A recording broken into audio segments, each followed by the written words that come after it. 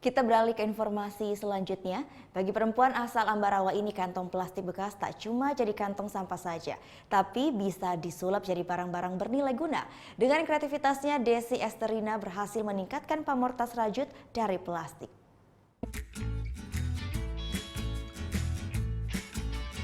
Di rumah punya tumpukan kantong plastik bekas seperti ini. Susah ditata, mau dibuang pun sayang. Nah, ide yang dimiliki perempuan muda asal Ambarawa ini patut diacungi jempol. Desi Esterina yang menggeluti bisnis tas rajut plastik. Gimana ceritanya ya? Jadi dulu awalnya pas kuliah itu kan kuliah arsitektur interior, tapi harus magang ceritanya. Magang untuk persiapan TA. Aku mutusin magang di Bandung, ada namanya Tobucil. Nah di situ dia toko buku tapi punya kelas-kelas kayak kelas public speaking, kelas menulis, kelas foto, kelas merajut. Nah di situ aku mulai mengenal tuh kegiatan merajut. Kalau plastik awal mulanya juga karena itu aja sih. Jadi sesimpel aku nggak pengen beli benang tambahan, aku udah punya benang-benang sisa di kos-kosan. Ya udah plastik, aku nggak perlu beli, cuman minta ke teman-teman. Cuman ketika ditanya apakah akhirnya concern ke plastik, kemudian kenapa akhirnya fokus ke plastik, itu sebenarnya dari perjalanannya ini.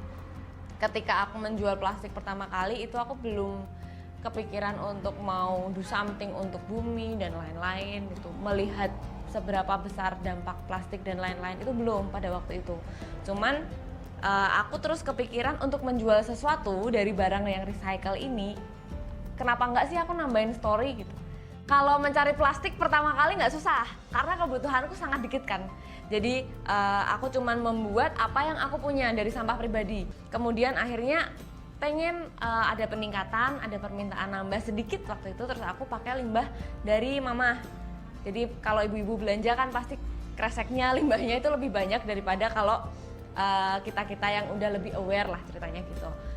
Kita menjual dengan jumlah tertentu, jadi kita bukan produsen tas yang akhirnya membuat segala jenis tas gitu, enggak, tapi kita lebih mempersiapkan satu konsep untuk satu koleksi, yang mana satu koleksi itu akan keluar setiap setengah tahun sekali. Dari awalnya yang aku bekerja sendiri, bener-bener cari bahan sendiri, jahit sendiri, jual sendiri dan lain-lain, sekarang waktu itu nambah 1 penjahit, 2 penjahit, kemudian sempat naik turun 3 penjahit, terus nggak ada penjahit, terus akhirnya jadi 2 penjahit sekarang.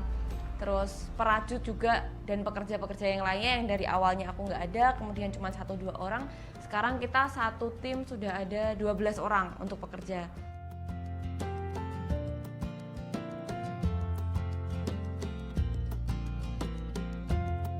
Nama saya Desi Esterina, saya founder dari Crash Cross, sebuah studio desain yang fokus pada limbah plastik.